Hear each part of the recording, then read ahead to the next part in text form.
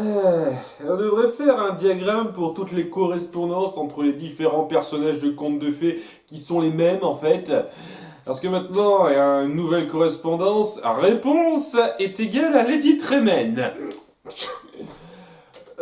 Ouais, si vous voulez. Donc, le flashback sera donc centré sur elle. Réponse Tremaine, Victoria, comment elle s'appelle, m'en fous maintenant. Elle a 50 000 noms, cette fille.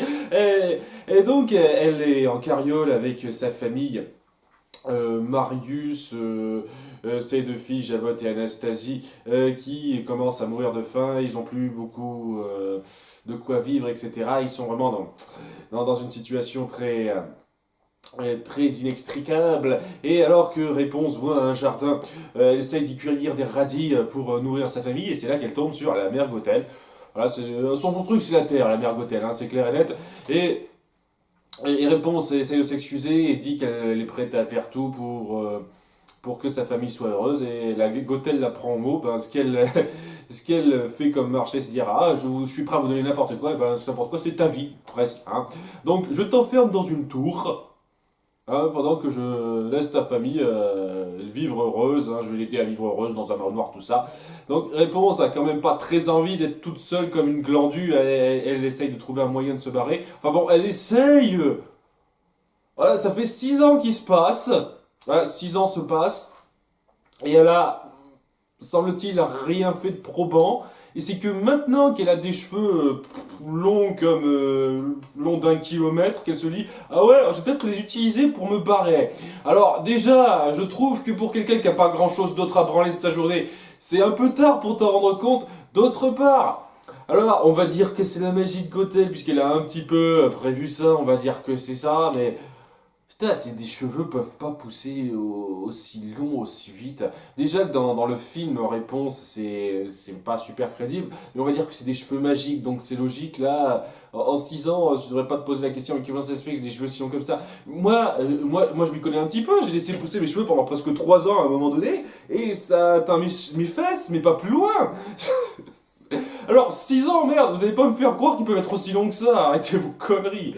Enfin bon, c'est que maintenant qu'elle se rend compte que ah ouais, je pourrais peut-être utiliser ma grande natte de cheveux pour me barrer. Que maintenant qu'elle se rend compte, elle a jamais essayé de faire autre chose, utiliser des draps ou une connerie comme ça pour se faire un. Non, non, non, c'est que maintenant qu'elle a une idée comme ça.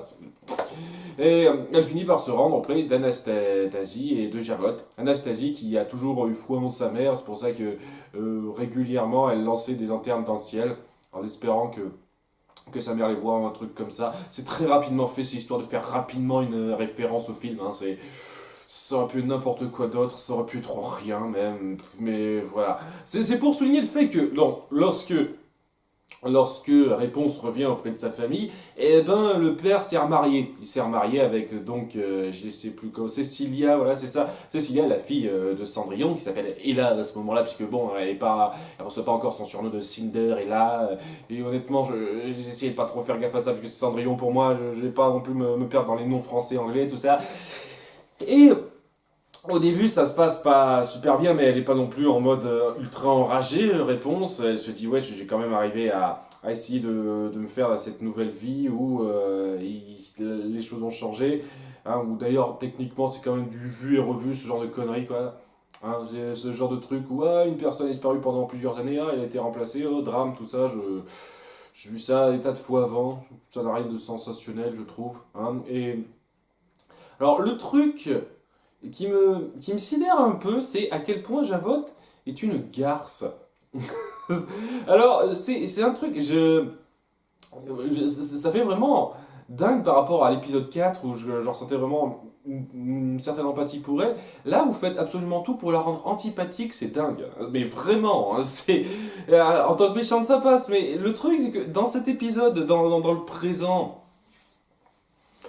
ils essayent vraiment de nous faire compatir avec sa peine de pas être aimé par sa mère, parce que il y a un moment donné où on la sent attristé par le fait que sa mère n'ait jamais été très attirée, enfin très maternelle avec elle, etc. Mais le problème, ça n'est pas de sa mère, c'est juste toi qui as toujours été une garce qui la dénigrait, qui en avait rien à foutre de ce qu'elle faisait, qui disait ah zut, moi j'aime bien Cecilia, celle-là je l'ai pas connue, merde.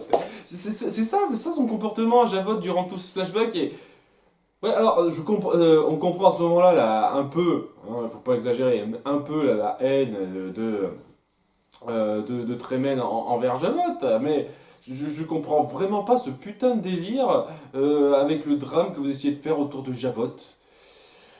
Vraiment pas.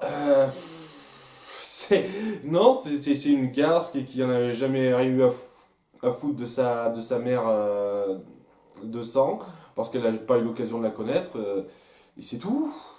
N'allez pas aller plus loin que ça. Et si vraiment vous essayez de créer du drame autour de ça, et ben dites donc, vous faites très mal. Hein.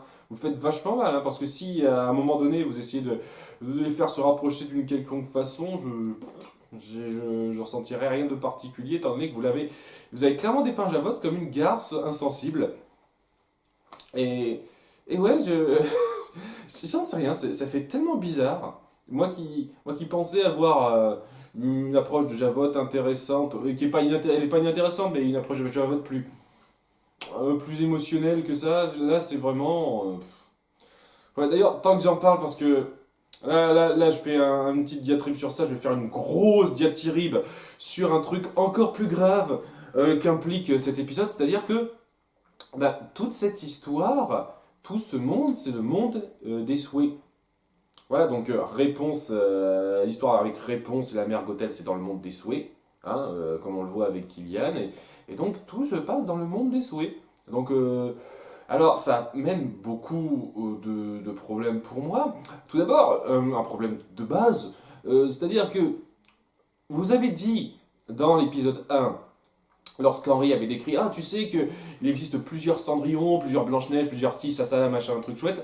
C'était une excuse fastoche pour expliquer le fait qu'il existe des Cendrillons complètement différentes de ce qu'on connaît, un Jack, du Jack et le Rayon magique complètement différent de ce qu'on a connu, etc., etc.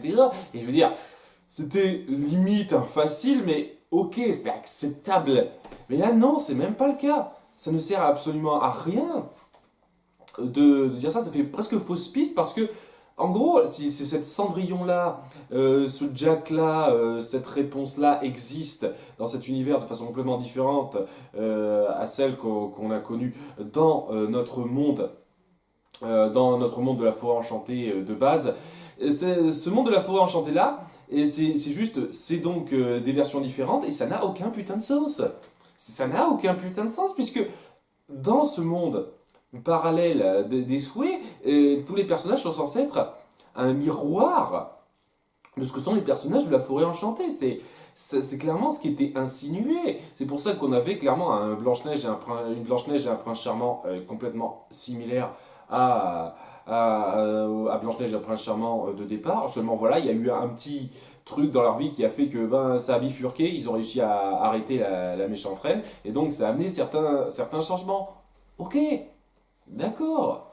Hein, je veux bien, hein, ça va, donc c'est pour ça qu'on a un Kylian différent, ils ont essayé d'expliquer ça correctement, et d'autres choses comme ça.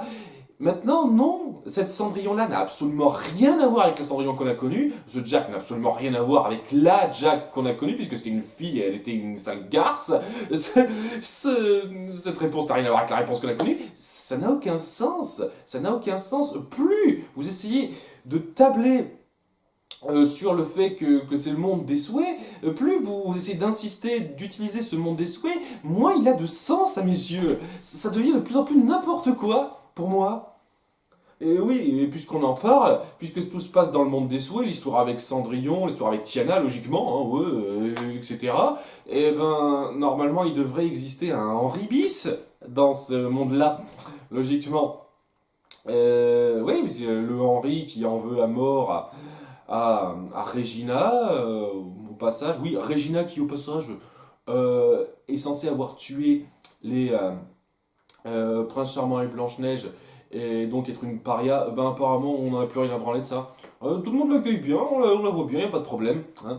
Mais voilà, il devrait y avoir Henri Bis qui est à fond en quête de cette Regina pour se venger. Et plein d'autres trucs comme ça. Si c'est le monde des souhaits que vous avez instauré avant, ça n'a aucun putain de sens. C'est aucun putain de sens. Vous avez tellement... Vous gérez tellement ça n'importe comment que j'arrive pas à être pris dedans, quoi. Tout l'univers que vous créez, tout le nouvel univers que vous créez n'a aucune logique pour moi. N'a absolument aucune logique pour moi. Donc j'ai énormément de mal à rentrer dedans, à me faire à ces moments dramatiques, émotionnels que vous créez, si vous gérez un monde n'importe comment, en lui donnant aucun sens. Quand on y réfléchit un peu. Donc ouais, je le dis, c'est un énorme souci pour moi. C'est le fait que vous ayez bien tablé que tout se passe dans le même monde, le monde des souhaits. C'est un gros souci. Bon, voilà. Donc je le dis, voilà, je vais essayer de passer outre, mais voilà, ça me gêne horriblement maintenant que j'ai conscience que c'est complètement ça, quoi. Donc ouais, alors que Réponse se sent mal d'être dans cette nouvelle situation où, à part Anastasie qui est complètement contente d'être avec sa mère, Javotte la voit de travers, et puis il y en a plus pour la nouvelle femme de son époux que pour elle.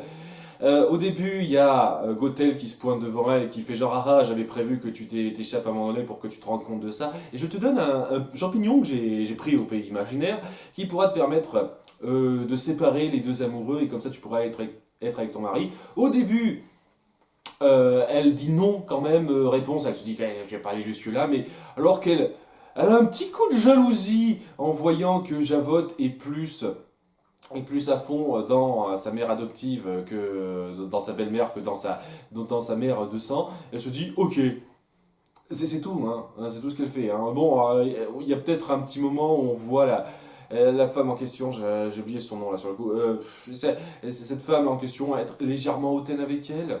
Alors j'imagine que c'est pour signifier que c'est un truc qui s'accumule, mais je trouve que c'était pas super bien mis en scène, je vous le cache pas.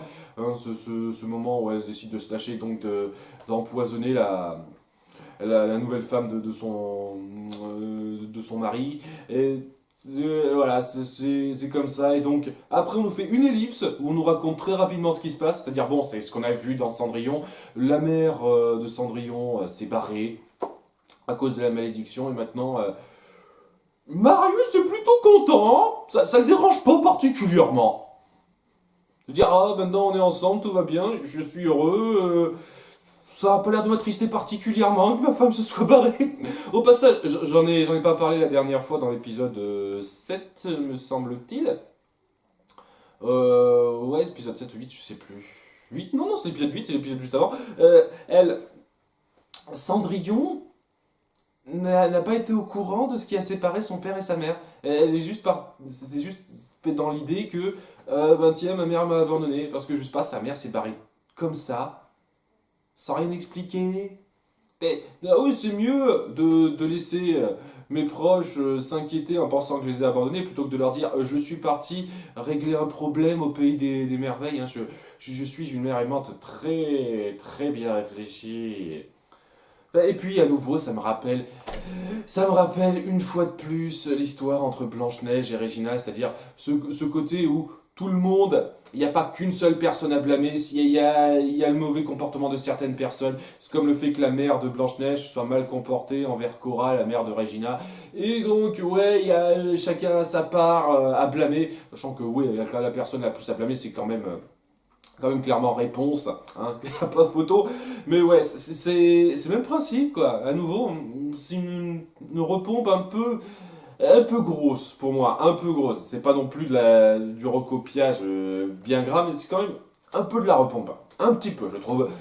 Donc ouais, il y a toute cette ellipse qui est passée, et alors que tout le monde semble être heureux dans cette nouvelle situation sans changer de personne, voilà, de l'eau a coulé sous les ponts, une connerie comme ça. Alors qu'elles s'amusent en plein hiver sur un lac gelé, les trois filles, il y a Cendrillon qui décide d'aller s'amuser au beau milieu du lac. C'est-à-dire qu'au début, elles font un bonhomme de neige au bord du lac, mais elle décide de foncer au milieu du lac, je sais plus pour quelle raison, parce qu'elle est conne. Hein, voilà, je pense que c'est la raison, elle est conne, Cendrillon. Et c'est là que... Et Cendrillon, complètement stupide, n'a pas remarqué qu'elle faisait des craquements sur la glace, et il faut que qu'Anastasie aille lui dire. Non, c'est pas lui la prévenir. Eh, Cendrillon, fais gaffe, y a ton poids qui fait craquer la glace. Non, non, non, je vais me rendre directement à côté de toi pour te prévenir. Parce que c'est clair et net que ça n'aggravera pas les choses. Hein. Tout le monde est con dans cette famille apparemment. Et donc Anastasie, en ayant des bonnes intentions, fait craquer la glace sous Cendrillon. Sans vouloir être vexant, ouais, c'est à moitié de ta faute Anastasie. Hein. C'est pas seulement de la faute de Cendrillon là. Et elles tombent tous les deux dans l'eau glacée. Et c'est là que donc Marius décide de foncer à leur secours en nageant, en plongeant là-dedans, parce qu'elle ne savait pas nager, elle. Voilà, aucune des deux ne sait nager. Mais non, mais c'est un petit détail à la con, aucune des deux ne sait nager. Apparemment, voilà, c'est pas de bol, c'est vraiment pas de bol. Et donc, il peut en attraper qu'une, et il attrape seulement Cendrillon. Voilà, et donc, apparemment, elle sera déplongée plus tard. Anastasie, donc il lui restera un souffle de vie et Gothel arrivera à garder ce souffle de vie en elle pour la réveiller à un moment donné ou un autre. Et voilà, c'est là qu'on nous parle du gardien nouveau. Alors sérieusement, c'est ce concept de gardien, c'est comme énormément de choses, j'ai l'impression que vous inventez sur le truc au fur et à mesure, sans savoir ce que ça veut dire, en disant ah, il y a ce concept de gardien, on va le réutiliser à un moment donné, parce que voilà, maintenant le gardien, c'est censé être une personne qui prouvera être pure de cœur. Voilà, et donc toute cette histoire, en fait, c'était un test de la mère Gothel, euh, par, pour voir si Réponse pouvait pas être une femme au cœur pur, prête à sacrifier pour sa famille, qui n'oserait jamais empoisonner une personne pour avoir une meilleure place. Et ben elle a échoué à ce test. Ah, on n'a pas de chance. Et maintenant, elle se dit, ah ouais, peut-être que Anastasie pourrait être cette personne au cœur pur. Sachant qu'il y a énormément de personnes qui se sont démontrées avoir le cœur pur. C'est pas à nouveau. Techniquement, Henri est censé avoir le cœur pur, mais j'imagine que comme il n'est pas de ce monde, il peut pas être le gardien. Le gardien ne peut l'être que dans le monde des souhaits, apparemment, ou une connerie comme ça. Ok. Si ça se trouve, ce sera Lucie, le gardien. Je vois venir ça, quoi. Le gardien, au final, ce sera Lucie. On essaie de nous faire genre, ça pourrait être Anastasie, mais je pense que ce sera Lucie, cette connerie. Enfin bon, je trouve ça. J'ai pas une seule seconde l'impression que ça a été réfléchi. Vraiment pas. J'ai l'impression que c'est une connerie que vous venez de créer maintenant. Ça. Voilà. Avant, ça n'a pas du tout été pensé. Maintenant, ça. Donc, ça se termine avec Réponse qui emprisonne Gothel à la place d'Anastasie parce qu'elle a réussi à lui piquer son espèce de poudre qu'il avait enfermée dans sa tour avant. Et maintenant, ouais, sa tour est bloquée par une espèce de sort de sang, comme elle avait prévu avant. Et ça fait le lien avec tout ce qu'on a vu, avec l'épisode sur Alice et Kylian et pas mal de trucs. C'est un flashback qui fait beaucoup de liens, faut avouer. Beaucoup de liens de façon assez moyenne. Dire que ça va dans l'absolu. C'est juste le concept que ça se passe dans le monde des rêves que je trouve naze. Vraiment naze. Et ouais, quoi, le fait que Cendrillon soit indirectement responsable de la mort, de la pseudo-mort d'Anastasie, ce genre de conneries, le fait qu'elle en veuille à Marius d'avoir sauvé Cendrillon plutôt qu'Anastasie en premier, je trouve ça forcé. Je trouve ça forcé. C'est une connerie que vous inventez rapidement sur le coup, histoire de. Et vraiment, ça fait passer Cendrillon et Anastasie pour des débiles profondes qui font gaffe à rien du tout. Hein, vraiment, parce que pour se faire avoir comme ça, faut vraiment être con, quoi. Je le dis sincèrement. Donc ouais, j'ai du mal. Voilà, j'ai du mal avec beaucoup de trucs. Mais ouais, sur le principe, ça relie correctement ce qu'on a vu dans d'autres flashbacks. Correctement. Bah, par exemple, je suis plaint que euh, Réponse aurait pas pu empoisonner la mère de Cendrillon à ce moment-là. Bah alors oui, si vous créez une situation de ce genre-là que j'avais pas particulièrement vu venir, oui, c'est un peu plus logique à ce moment-là. Mais ouais, quoi, ça amène pas mal de trucs un peu forcés et faciles, hein, sincèrement. Dans le présent, Javotte vient rapidement voir sa mère en prison pour voir si elle peut pas lui dire où se trouve Anastasie, parce qu'à nouveau, elle a besoin d'elle pour avoir des pouvoirs magiques ou une connerie comme ça. C'est pas particulièrement bien expliqué, ça. Mais elle lui dit rien, bien entendu, Tremen, et c'est juste à ce moment-là que Rumpelstiltskin vient la voir, parce qu'il a été, je sais pas, interloqué par le fait que Javotte est venu la voir, et c'est là que Victoria, elle a trois noms différents maintenant, on va dire Victoria dans ce présent-là, lui propose un marché, c'est-à-dire que elle pourra l'aider à trouver son gardien s'il l'aide à sortir de là et à trouver sa fille, à aider à restaurer, à ressusciter sa fille. Et il accepte. Voilà, donc quand Regina lui a proposé quelque chose, elle pouvait aller se faire foutre, mais là il accepte parce que, voilà, elle sait des trucs, pas trop Regina, genre de conneries qui me saoulent, quoi.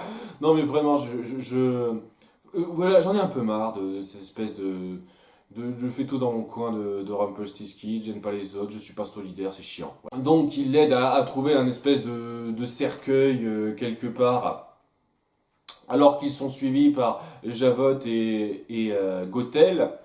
Et donc, ce qu'ils trouvent, en fait, c'est un espèce de sac qui contient un certain objet particulier, spécial, et ça permettra à Tremaine, à Victoria, de faire perdre sa foi à Lucie. Donc, on va le voir, ça, parce que c'est un petit peu facile, je trouve aussi.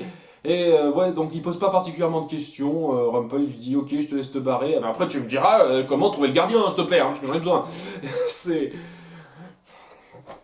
Ouais, t'es censé être intelligent, Rumpel, quoi. Tu te laisses facilement berner par ça, des fausses promesses, vraiment. Et donc, alors qu'elle s'est barrée, il y a Javotte et Gothel qui se pointent, qui se disent ah merde, on l'a loupé, elle s'est barrée par une porte dérobée quelque part, on sait pas où. Et Gothel qui reste un petit peu pour lui dire eh ben, tu sais, elle t'a pas raconté ce qu'il faudrait faire pour ressusciter, réveiller sa fille. Ben non. Eh ben, je vais te le dire parce que ça pourrait pas te plaire.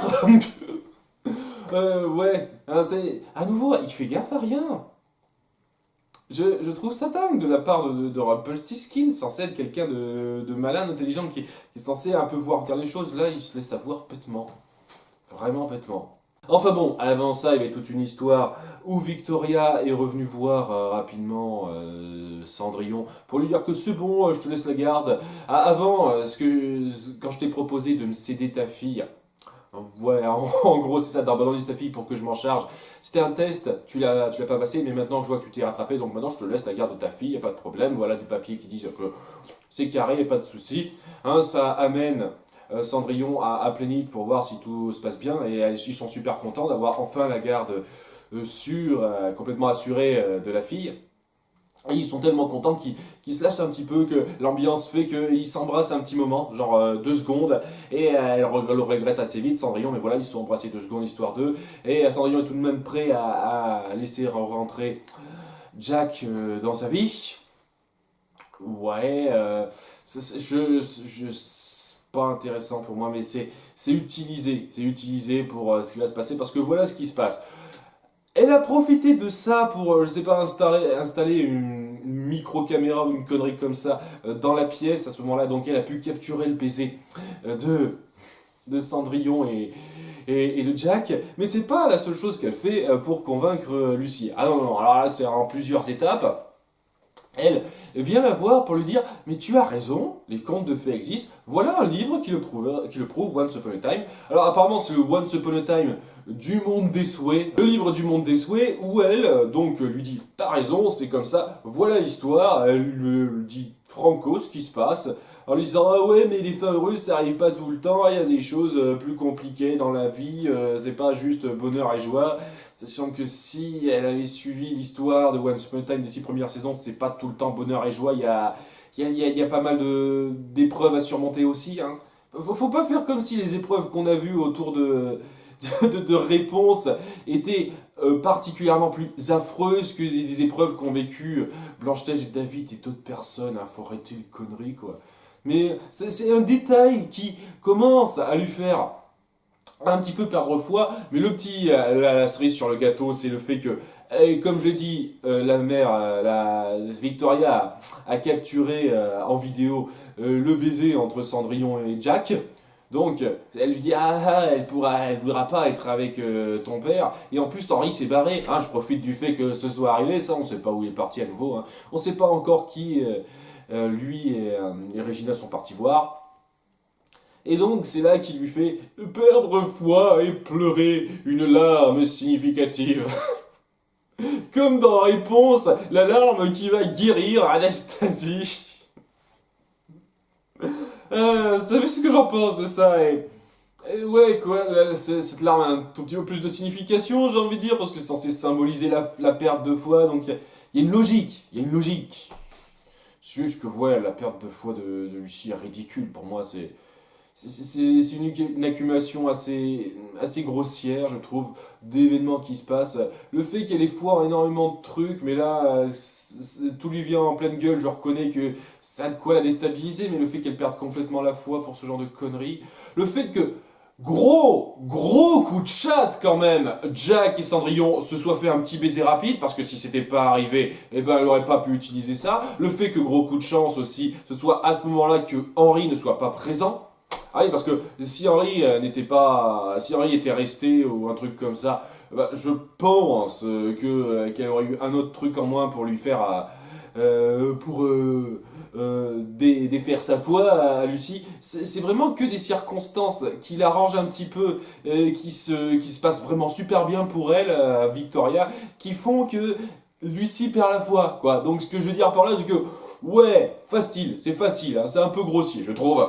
Et donc, ouais, sa fameuse larme magique de perte de foi qui tombait sur le bouquin dont va se servir Victoria. Alors, elle met des plombes pour s'en servir parce que pendant tout ce temps, Lucie a disparu, on ne sait pas où elle est, elle déambule dans la ville et elle a le temps de rentrer chez sa mère. Elle a le temps de faire tout ça et c'est à ce moment-là que Réponse a enfin pris le temps de prendre l'alarme avec une pipette et de la mettre sur Anastasie. Putain de merde, quoi. Hein. Tu prends ton temps, hein. Tu savoures bien ce moment-là, Réponse, hein, quand même. C'est histoire de créer le drame. Il faut que lorsque Anastasie se réveille et que Lucie tombe dans les pommes, dans un certain coma, comme Henri dans la saison 1, ouais, il y a encore pas mal de repompe sur la saison 1. Il y en a qui disent, ah ouais, mais plus ça va, moins on repompe la saison 1. Je trouve qu'on recopie quand même pas mal la saison 1 encore, hein, dans cet épisode. Hein. Je le dis, je le pense. Histoire de dire. Donc, ouais, Anastasie est réveillée, Lucie tombe dans les pommes, drame et tout ça. Et ouais, il y a Javotte qui assiste à ça et qui est aux retrouvailles entre Anastasie et sa mère. Anastasie qui est consciente d'absolument que dalle, donc j'imagine que quand elle va apprendre la vérité, elle sera pas super joyeuse. Et on essaye à nouveau de créer de l'émotion autour de Javotte qui se sent délaissée parce que oh, sa mère préfère Anastasie. La raison pour laquelle ta mère préfère Anastasie, c'est parce que t'as été une garce envers elle. Je suis désolé, non, je vais pas éprouver des remords pour toi. Je suis désolé. Ça se termine avec Rumpelstiltskin qui essaye un peu de partir à la recherche de Lucie parce que maintenant il a appris la nouvelle, ils essayent de la retrouver, il n'a pas pensé à regarder chez sa mère. Oui, parce que, ah oui, un truc très marrant ça. Ouais, ce serait le dernier endroit où elle se retrouverait. Parce que tu pars directement du principe qu'elle a fugué alors que ça fait à peine quelques heures, des genres de conneries quoi. Et c'est là qu'il finit enfin par s'ouvrir légèrement à Killian en disant que tout ce qu'il fait c'est pour retrouver une personne qu'il aime, belle. Et voilà, c'est pour cette seule raison. Et Kylian est convaincu, dit d'accord, je sais pas exactement en quoi ce que tu as fait va aider à retrouver cette personne, mais je te crois et je veux t'aider. Travaillons ensemble. Je veux dire, ah ok, cool, enfin. Vous n'auriez pas pu faire ça avant. Épisode médiocre pour moi. Je suis désolé, il y a beaucoup de trucs très gros, très grossiers dans la façon dont vous justifiez l'histoire, dont vous faites progresser les choses qui font que je peux pas. Les moments d'émotion, j'arrive pas à être pris dedans, je suis désolé. Hein. Réponse Victoria Tremen. Depuis le début, c'était une sale garce. Maintenant, vous essayez de la rendre attachante, émouvante, tout ça, je peux pas. Pas en un seul épisode. Surtout quand elle a clairement été responsable du départ de la seconde femme de Marius, de la mort de son père. À nouveau, je sais pas exactement comment elle a fait, comment elle a eu les pouvoirs. J'imagine que, étant donné qu'elle a enfermé Gothel, elle a réussi à s'accaparer certains de ses trucs magiques. C'est pas impossible que ce soit ça. J'imagine, hein, et tout ça. Et ouais, non, je peux pas. Je peux pas rentrer dedans. À cause de ça. Je peux pas dire que c'est mal fait en termes d'émotion et de progression des choses, parce que voilà, on fait bien progresser les choses, c'est intéressant, mais c'est amené de façon pas très bien réfléchie et forcée sur pas mal de points qui fait que j'arrive pas à accrocher. Je vois les bonnes intentions en termes d'émotions que vous voulez faire passer, mais j'arrive pas à les ressentir parce que je trouve que votre histoire est très mal gérée en termes de logique d'univers, tout simplement. Voilà. Hein, donc c'est pas un épisode affreux, hein. Disons qu'il est médiocre, pas loin d'être moyen, mais moi je peux pas, j'arrive pas. Voilà. On verra un peu par la suite comment ça va se poursuivre. À très bientôt. Ciao.